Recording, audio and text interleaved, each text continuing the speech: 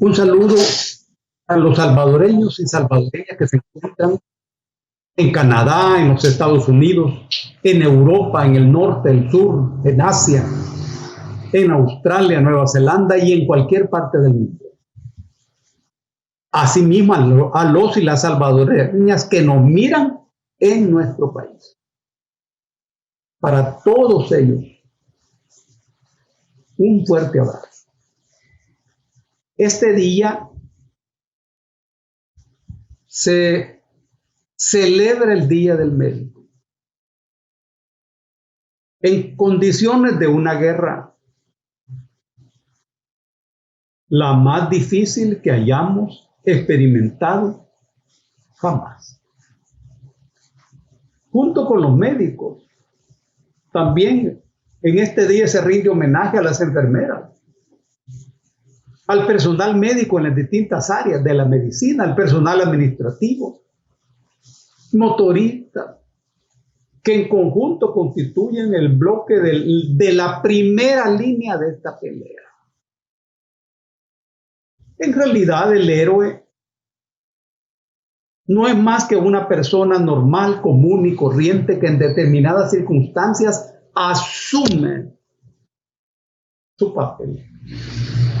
Eso ocurre con los médicos. Hoy la sociedad salvadoreña rinde homenaje a todos esos hombres y mujeres que están peleando bien y que están en primera línea. Expresamos nuestro dolor y nuestro pesar a la familia de Margarita Posada, a sus hijos, a Pepe, a René, a sus amigos, a sus compañeros de sus organizaciones.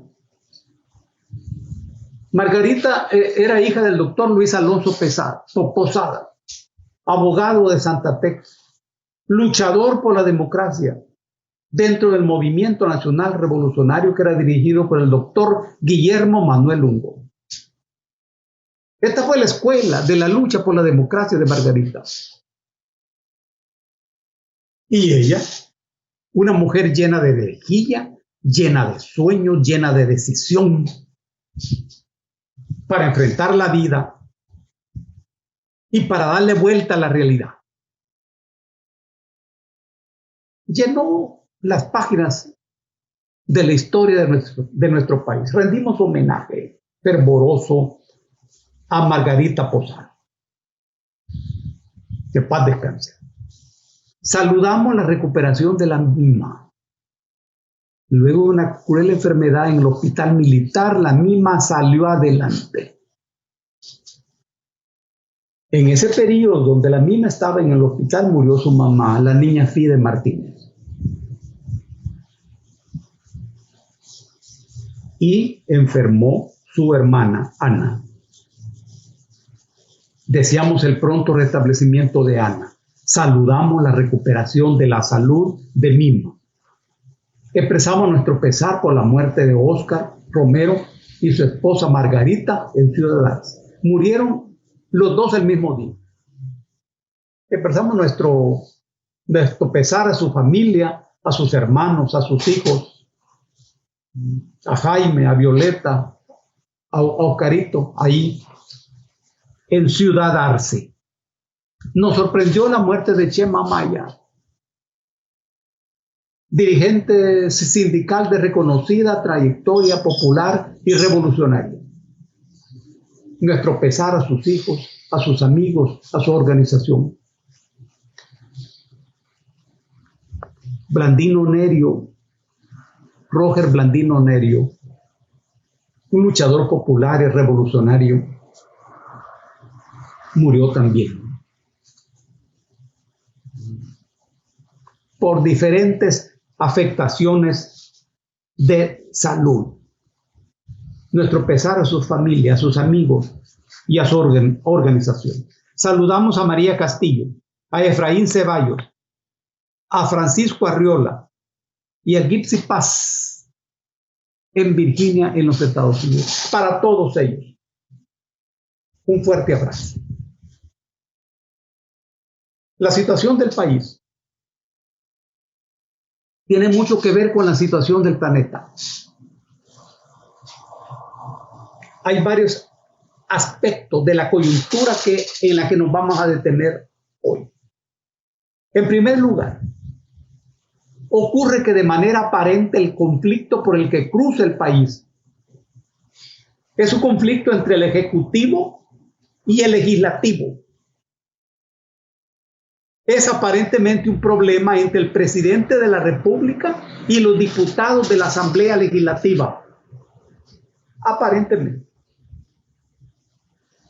También aparentemente el problema es un problema jurídico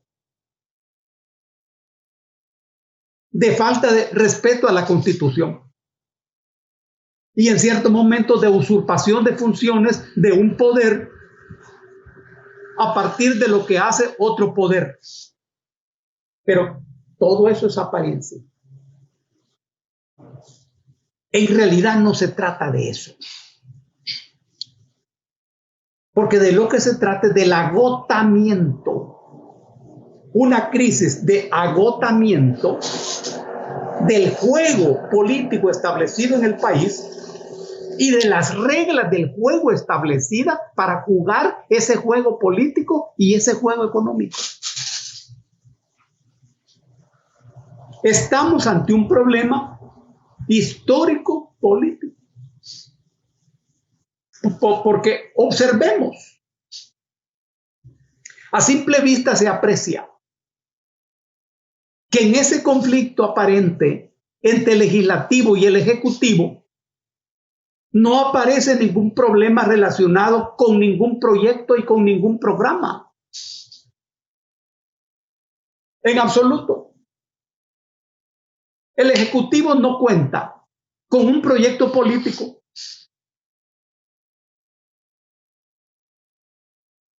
Donde estén planteadas reformas estructurales que alteren positivamente la vida de las personas. Proyecto que desate un choque con las fuerzas conservadoras representadas en la Asamblea Legislativa. No se trata de eso. Es decir, el debate no va en torno a la discusión o crisis sobre un proyecto político. Ahora, nada de esto quiere decir que no haya en la cabeza del Ejecutivo ni en la cabeza del Legislativo ningún proyecto, incluso en el sentido de un estilo diferente de hacer las cosas, las mismas cosas que se vienen haciendo. ¿Cómo no? ¿Cómo no? Uno no puede dudar de eso.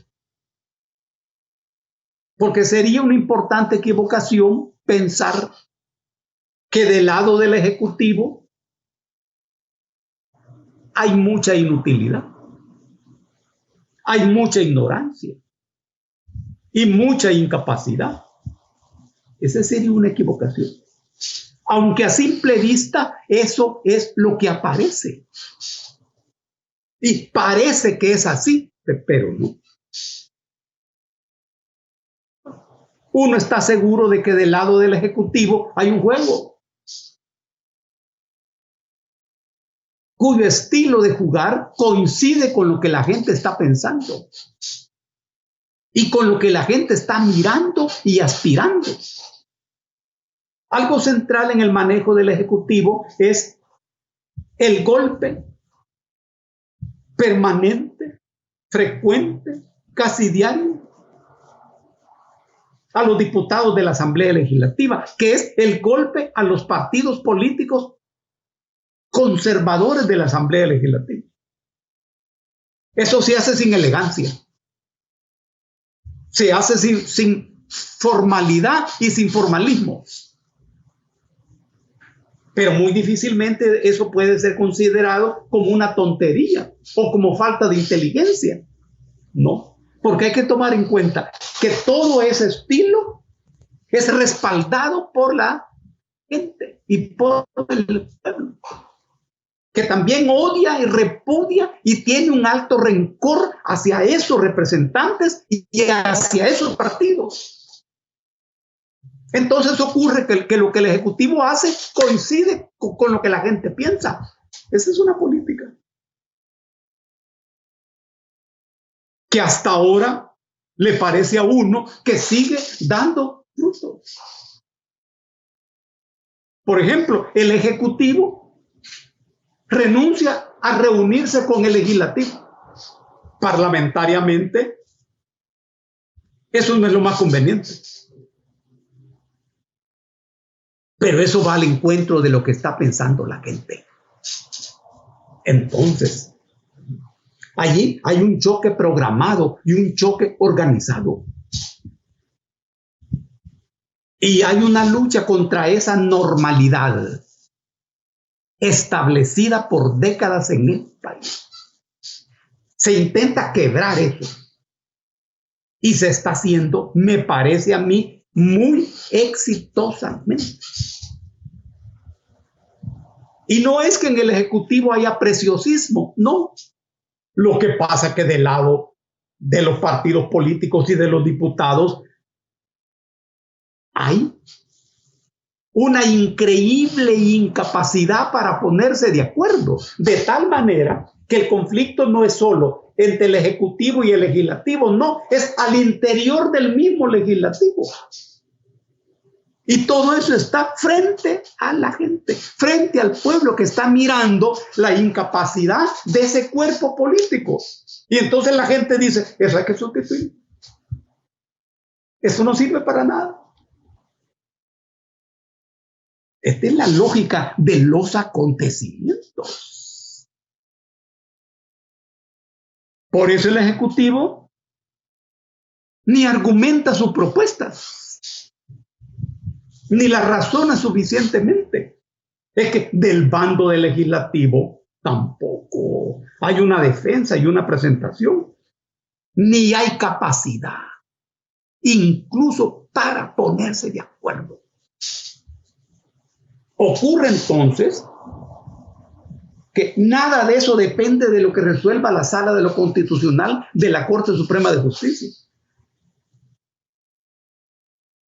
Nada de eso depende de los decretos que salgan de la Asamblea o de los que salgan del Ejecutivo. El tema, repito, no es jurídico. El tema es político. ¿Y qué quiere decir esto? Que si el problema es político, tiene que ver con el poder. Es una lucha por el poder. Eso el pueblo no lo mira a simple vista o a primera vista. A primera vista parece un juego de dos poderes o dos órganos. Pero es el poder lo que está en juego. Clasísticamente, ¿qué es lo que se expresa en el Ejecutivo? Los intereses de una pequeña burguesía empresarial. ¿Cuáles son los intereses expresados en la Asamblea Legislativa? Los intereses de una oligarquía dominante hasta ahora. Y hay entonces una confrontación. Hay una pequeña burguesía que aspira a dejar de ser pequeña burguesía y que controla ya el aparato del Ejecutivo, pero nada más el aparato del Ejecutivo. ¿Y de dónde sale la escuela para esta pequeña burguesía que controla el Ejecutivo? De la historia del país. Porque históricamente las oligarquías lo que han hecho es usar el aparato de Estado para hacer negocios.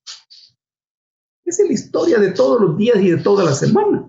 Esa misma escuela es la que está siguiendo esta pequeña burguesía. Por eso es que cuando vos mirás más despacio los acontecimientos, estás obligado a pensar que lo que está ocurriendo es lo mismo. que ha ocurrido en décadas pasadas.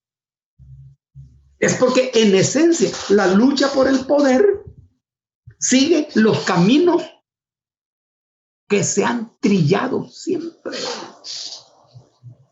solo que sin golpe de Estado. Es el poder lo que está en juego. Ahora bien, ¿qué es lo que ocurre hoy? En este momento, tanto el Estado como el gobierno están derrumbados en la calle. Lo que se llama Estado, es decir, el conjunto de aparatos permanentes que constituyen un poder permanente, están colgados de las alambradas de los caminos rurales del país. Y lo que se llama gobierno, es decir, el equipo humano que administra temporalmente el poder del Estado, está tirado en los andenes de las ciudades. Pero tanto el Estado como el gobierno están paralizados. Están tumbados en el suelo. Y no funcionan para resolver ni la grave situación planteada en torno a la pandemia, ni mucho menos la grave situación de la vida de las personas en el país. Este es otro factor. Vos mirás la Asamblea Legislativa y eso no está funcionando. Incluso hoy se habla de que va a cerrar sus puertas y sus ventanas por el problema de la pandemia. Y la Corte Suprema de Justicia, es que siendo la Corte un aparato político, su política es la Constitución. Hablando de la Sala de lo Constitucional. Y tiene funciones establecidas. ¿Y el gobierno? El gobierno cercado, sobrepasado por la dimensión de la pandemia. Sin gozar ni con la comprensión ni el apoyo de los médicos, que es el personal fundamental, las enfermeras, los laboratoristas. El gobierno es como un general sin tropas, con poca munición. ¿Cuenta en este momento la sociedad con el aparato del Estado y con el gobierno? No. Uno en las alambradas de los caminos rurales, el otro en los andenes de las ciudades. Esa es la parálisis en que ahora está. La vida de nuestro país. Ahora, ¿qué es lo que puede salvar al país? Observemos que lo que se está preparando son las próximas elecciones de febrero del próximo año. Está aprobando el presupuesto, aprobando el mecanismo. Y el tema es, ¿y esas elecciones son las que van a enderezar el rumbo del país en este momento? ¿El país depende de esas elecciones para encontrar de nuevo la ruta? Y a la altura de esas elecciones, el enfrentamiento con la pandemia tendrá ya un éxito importante, así como vamos. Porque uno dice, bueno, el país necesita muchas cosas, menos elecciones. ¿Y hay otra respuesta? No hay otra respuesta. Institucionalmente, la única respuesta son las elecciones. Mira el drama. Lo que ocurre es que en esta coyuntura es el pueblo, es la sociedad humana la que tiene que prepararse para construir una respuesta política a esta crisis. No hay Estado, no hay gobierno. Están en los caminos llenos de polvo y llenos de telas de araña. El camino abierto será abierto por el pueblo organizado y trabajando en base a un proyecto político concertado con amplios sectores donde estén contenidos los objetivos mínimos y los objetivos máximos. Lo que logramos perseguir a largo plazo y lo que tenemos que obtener a corto plazo. El problema más urgente a corto plazo es la superación de la pandemia. Y esto, la base de la superación de la pandemia, no descansa en realidad en la cantidad de dinero que tengas, ni en la deuda que adquirás. Depende de la capacidad para involucrar en esa pelea al pueblo mismo, a las comunidades organizadas. ¿El gobierno tiene capacidad para entender esto? Si tiene capacidad, puede ser parte de este gran esfuerzo. En todo caso, este gran esfuerzo que debe nacer del seno del pueblo ha de involucrar al gobierno. Los capitanes de esta pelea deben salir como salen todos los capitanes, del pueblo mismo. Allí en el pueblo están los más valientes, los más inteligentes, los más decentes, los más honrados, los más decididos. Ahí están en la gente. Este momento requiere un esfuerzo de ese tipo y de esa dimensión. El cielo ya no está arriba. Hace muchas décadas que el cielo bajó de arriba a abajo. Y hoy el cielo de cada persona está aquí. Mira, el cielo es tu propio proyecto de vida, tu propio proyecto histórico y tu propio proyecto de país. A eso se le llama cielo. Eso lo tenemos que construir entre todos. Paso a paso. Minuto a minuto. No tenemos mucho tiempo que perder. Un abrazo a las familias de los médicos que han perdido su vida. Un abrazo a las familias de las enfermeras que han perdido su vida, heroicas. A los trabajadores de la salud, a los administrativos, a los motoristas que han perdido su vida. Este es un día de recuerdo y de presente que se vive intensamente, con los pies sobre la tierra y con la frente tocando las estrellas. Un abrazo para todos y para todas.